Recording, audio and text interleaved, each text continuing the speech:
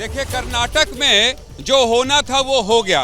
कर्नाटक में मुख्यमंत्री का चुनाव भी हो गया और ये सिद्ध हो गया कि अब सिद्धिरमैया ही होंगे कर्नाटक के नए मुख्यमंत्री। और कर्नाटक में जो कांग्रेस को जनादेश मिला, उससे देश भर में ये चर्चा भी शुरू हो गई कि आखिर मोदी के सामने अब विपक्ष कैसे एकजुट होगा और कैसे कर्नाटक के नतीजे का असर पड़ेगा 2024 में, इसकी भी चर्चा शुरू हो गई। मैं जनता जिंदाबाद में कर्नाटक पर आए नतीजे के बाद आज दूसरी बार बात कर रहा हूं कि 2024 की बात कर्नाटक चुनाव के नतीजे के बाद आखिर क्यों होने लगी। होने इसलिए लगी क्योंकि विपक्ष की जो गोलबंदी है, वो गोलबंदी और विपक्ष की एकजुटता नजर आने लगी थी। ऐसा लग रहा था कि अब जो है कांग्रेस कमजोर दिखाई दे रही थी। नीतीश कुमार पूरे देश में घूम रहे थे, अलग अलग नेताओं से बात कर रहे थे, अलग अलग नेताओं से मिल रहे थे और सबको एकजुट करने की कोशिश कर रहे थे। लेकिन कर्नाटक के नतीजों ने ये बता दिया कि नहीं भैया, कांग्रेस को इतने हल्के में मत लो। इसलिए मत लो क्योंकि कांग्रेस के बिना आप विपक्ष को एकजुट नहीं कर सकते हैं। और यही वजह है कि ममता बनर्जी को भी आकर कहना पड़ा कि देखिए, 200 ऐसी सीट जहां कांग्रेस मजबूत है वहां लड़ ले, लेकिन जहां क्षेत्रीय दल मजबूत हैं उसका भी ख्याल रखे। उधर मायावती ने उत्तर प्रदेश में कह दिया है कि हम सभी 80 सीटों में लड़ेंगे। तो यही विपक्ष का एकजुटता बिखराव में दिखाई देने लगता है। तो कुल मिलाकर सवाल यही है कि आखिर होने क्या वाला है। क्या मोदी के खिलाफ जो विपक्षी एकजुटता है अभी भी इतनी मजबूत हो पाई है कि 2024 की लड़ाई लड़ लेंगे?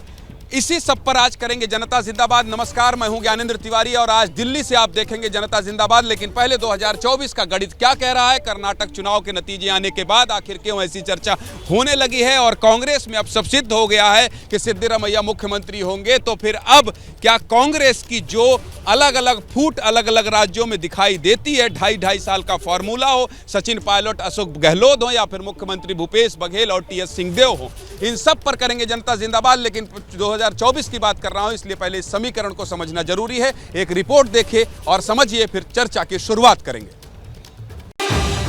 रस्साकशी के बीच आज कांग्रेस पार्टी ने दक्षिण के सबसे बड़े सूबे कर्नाटक की कमान सिद्धारमैया के हाथों सौंप दी। 20 मई को बेंगलुरु में भव्य शपथ ग्रहण की तैयारी है।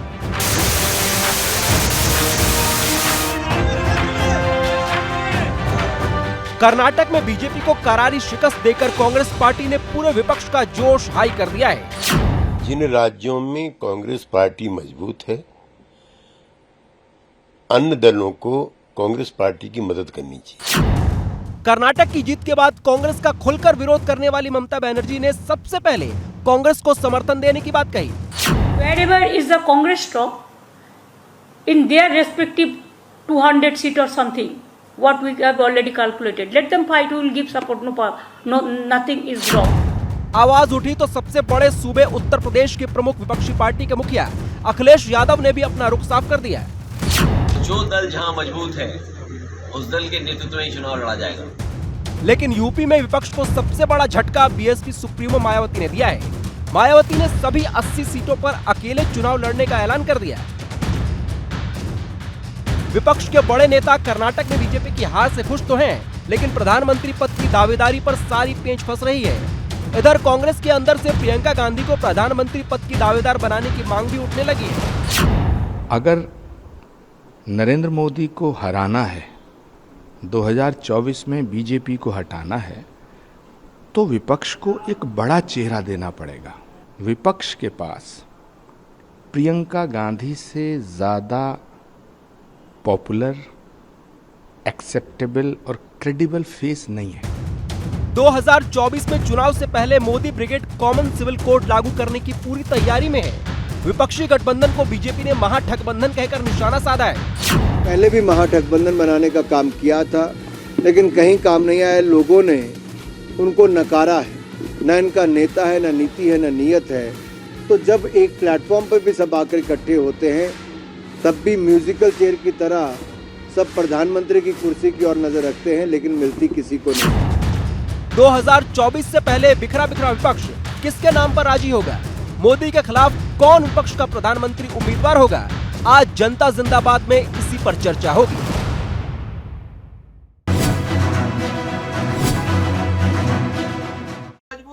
क्या मजबूरी है मेरी बताइए, मैं अभी आपको बताती हूँ, कि मैंने ओए होए होए होए नमकीन के चटकारे लेते हुए टकटकी मार के डिबेट शो को पॉज रिपीट कर करके देख रहे हैं जोगिंदर जी। इनकी तरह आप भी देखें अपने फेवरेट डिबेट्स को रिपीट कर और डाउनलोड कीजिए एबीपी लाइव ऐप अपने स्मार्ट टीवी पर।